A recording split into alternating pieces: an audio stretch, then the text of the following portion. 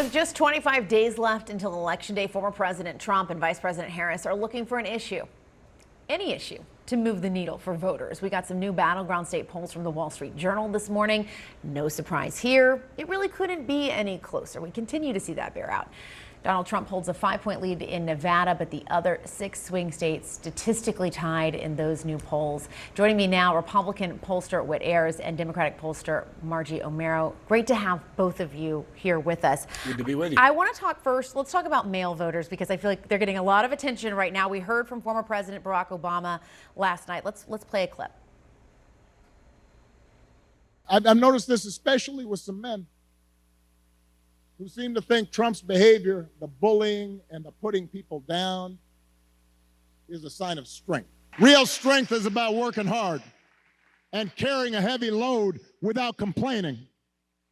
Real strength is about taking responsibility for your actions and telling the truth.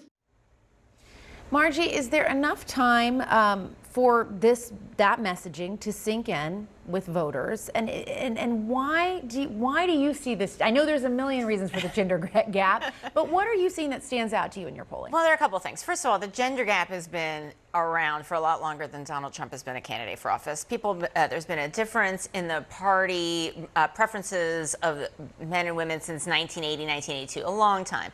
So when we talk about male voters and female voters and their preferences, we should not assume that differences between them are based solely on gender, because there are party identification differences between the two. So that's the first thing. I do think I think men are rejecting Donald Trump's, style, which is what Obama's talking about in that clip. That we hear it all the time in focus groups from men and women. Republican-leaning men and women are like, I wish Trump wouldn't talk like that. I wish he wouldn't use those words. I wish he wouldn't bully people, even if they are Republican and so feel some affinity toward him and what they see as his policies. They don't really like the style, because voters across the board feel that we're too divided. And so anything that is like encouraging that division is something that people really find unpleasant and really not moving us in the direction that they want. Yeah, but yet Trump has made some inroads with men of color voters, and clearly Democrats are nervous about particularly black men in this election. Well, they should be. As Margie said, we've had a gender gap for years, but we could be having a gender chasm now, because Donald Trump is appealing to some of the lower income minority males in a way that no other Republican has before. And he's doing it based on economic concerns, because they believe, quite rightly I think, that the pre-pandemic Trump economy was better for them than the Biden-Harris economy. Interest rates were lower, gas prices were lower, and $100 worth of groceries in 2019 cost $125 today. Inflation may have moderated, but it's not going backwards. And I want to talk a little bit about ad spending, especially on the GOP side, because in the first week of October, the GOP ads ramped up their spending on LGBTQ issues specifically, spending more than $8 million on ads that referenced it, only second to taxation. Do you think that's a smart move? It's all part of the culture wars. Why does Hulk Hogan show up at a Republican convention and rip his shirt off? It's all a matter of trying to send a signal that we're for people like you and the other side is not. Margie, how does Harris combat that? That's a lot of money toward a very specific issue. They're clearly trying to reach people that they think this is effective. They're spending a lot of money on it. I mean, look, if you're talking about the culture wars, in that respect, if the culture wars says something that Democrats have won, Republicans have ceded by talking about it, lying about candidates' records, not talking about their own vision, instead of talking about the economy, instead of talking about the things people care about, they are using lying about people's records as a way, and spending money solely on negative ads, and not talking about any positive vision for what Trump wants for the country.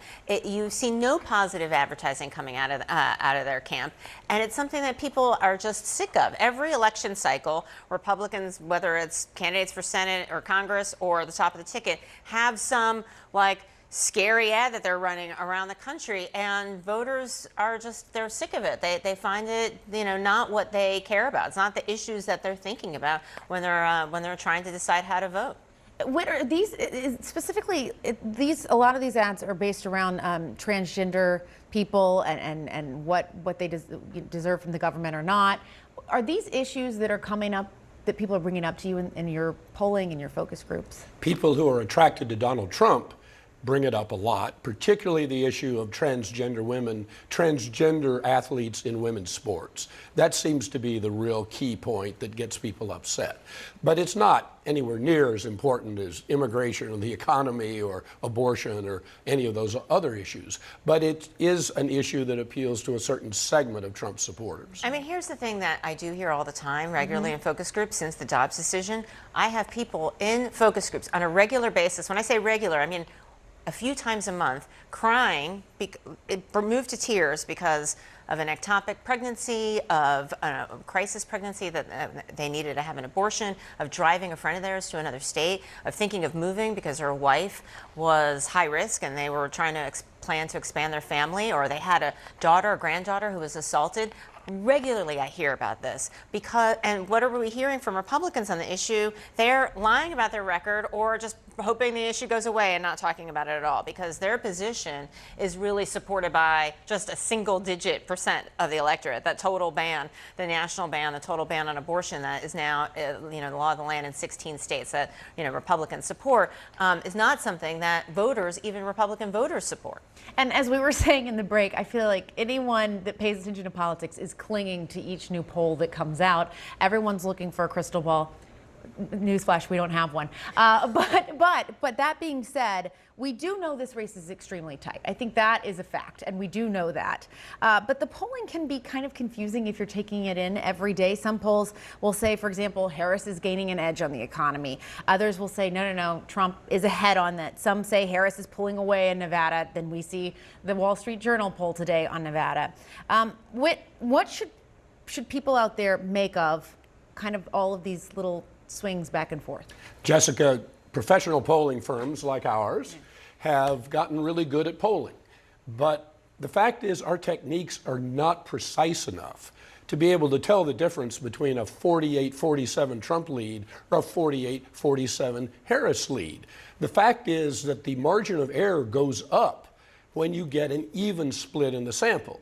It goes up by about a point when it's 50-50 as opposed to when it's 80-20. So the best you can do is look at these numbers and say, you know what? This race is tied. It's tied almost nationally. Harris has a small lead, but in all the 7 swing states that are going to decide the election, it's basically a dead heat. Yeah. That's the best we can say. Yeah. Margie, just to give people context, is this closer than it normally is? This feels incredibly deadlocked. I feel like this is what we expected. We expected a close race. The country is divided along partisan lines. I'm not surprised that it's close. It's been close for since Harris has been the nominee.